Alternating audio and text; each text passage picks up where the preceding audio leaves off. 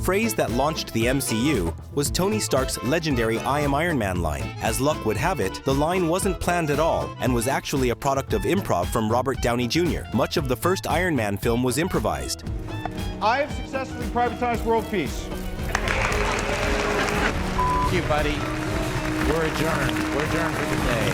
Okay.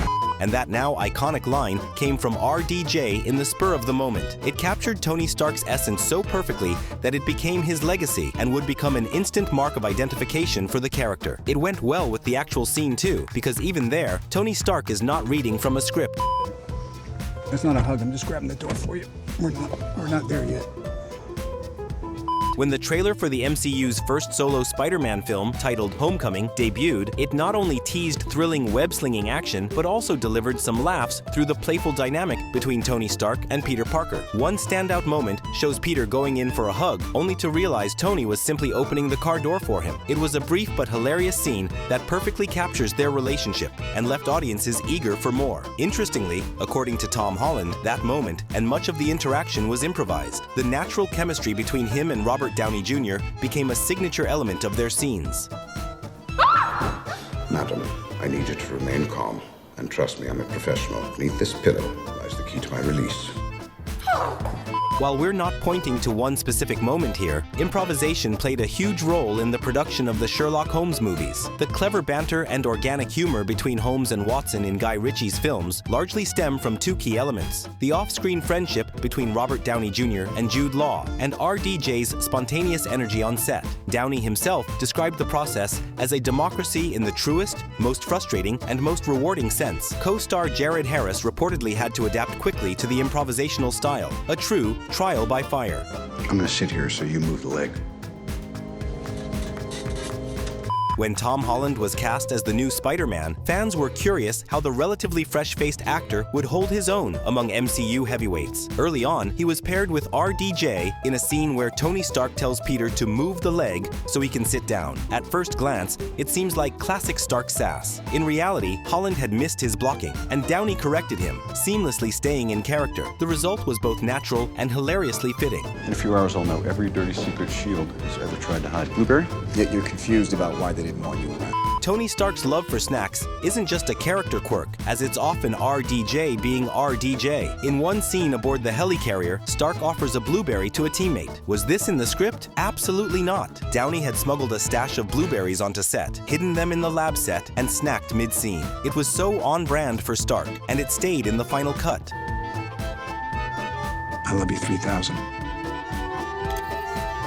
The crowd-winning line, "I love you 3000, wasn't originally in the script, believe it or not. The screenplay had Tony telling his daughter Morgan he loved her tons, and she was meant to echo it. But RDJ drew from real life, using a phrase his own kids say to him. The result, one of the MCU's most iconic and emotional moments, which was echoed again in the film's bittersweet final scenes. Exactly what I'm gonna be bringing back and serving up in this whirly bird. Cover me, you lipstick fuck-ups! Eat your food! I'll see you! Much like the movie within the movie they're shooting, the actual production of Tropic Thunder was wildly loose with the script. Downey's Kirk Lazarus, an actor within an actor, parodying the extremes of method acting, delivers many unscripted gems. One standout was the peekaboo line and accompanying forward roll. Hilarious and completely improvised, it's RDJ at his most unhinged and brilliant.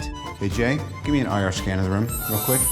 The wall to your left. Please be a secret door, please be a secret door, please be a secret door. RDJ's improvisational flair didn't just make it into scenes, because it sometimes required edits after filming. The "Please be a secret door" to line from Avengers Age of Ultron was all Downey's idea. The Yay edition was suggested by executive producer Jeremy Latcham and edited in later. The quirky moment quickly became a meme and a fan favorite, which is still spoken about to this day. That man is playing Galaga. Thought we wouldn't notice. It's no surprise that RDJ had lots of unscripted moments as Tony Stark in the MCU. One of those gems came when he pointed out a S.H.I.E.L.D. tech playing the game Galaga. That wasn't even in the script. The line landed so well that the effects team added actual Galaga gameplay in post-production, turning a throwaway improv into a beloved MCU Easter egg. You ever tried shawarma? There's a shawarma joint about 2 blocks from here. I don't know what it is, but I want to try it. RDJ is also responsible for one of the MCU's most iconic post-credit scenes. After the Battle of New York, Tony Stark suggests grabbing shawarma. This is a line that was never in the original script. Director Joss Whedon and RDJ decided to add some humor to the finale, and thus the quiet, hilarious shawarma scene was born. Shawarma restaurants saw a bump in business too, and fans got a classic moment. I am inevitable.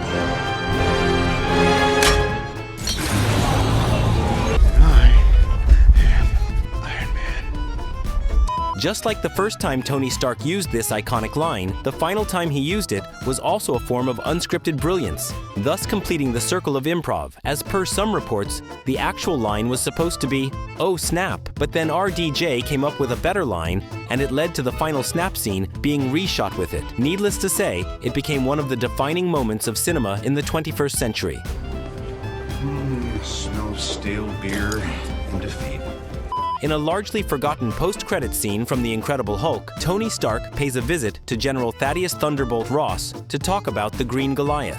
Rather than working from a strict script, both Robert Downey Jr. and William Hurt were given a rough outline and encouraged to stay in character while improvising the conversation. Downey did it perfectly with a perfectly Stark-esque line, as he says, the smell of stale beer and defeat. Billions of miles from Earth with no backup. I'm back up. No, you're still awake.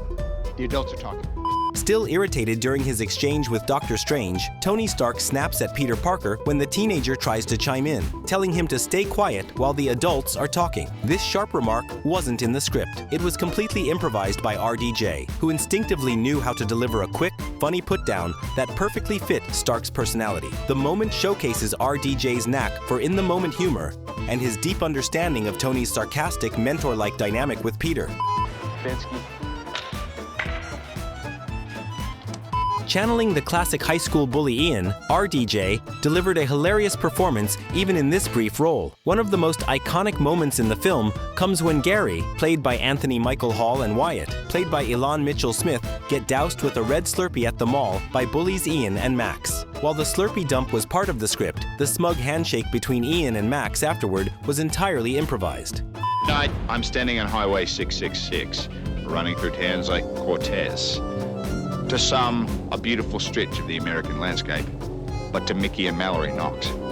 In Natural Born Killers, Robert Downey Jr. takes on the role of news reporter Wayne Gale, a man obsessed with uncovering every detail of Mallory and Mickey's chaotic romance to boost his viewership. One of the most memorable aspects of his performance is Gale's Australian accent, which is something that wasn't originally written into the character, but was added by RDJ himself.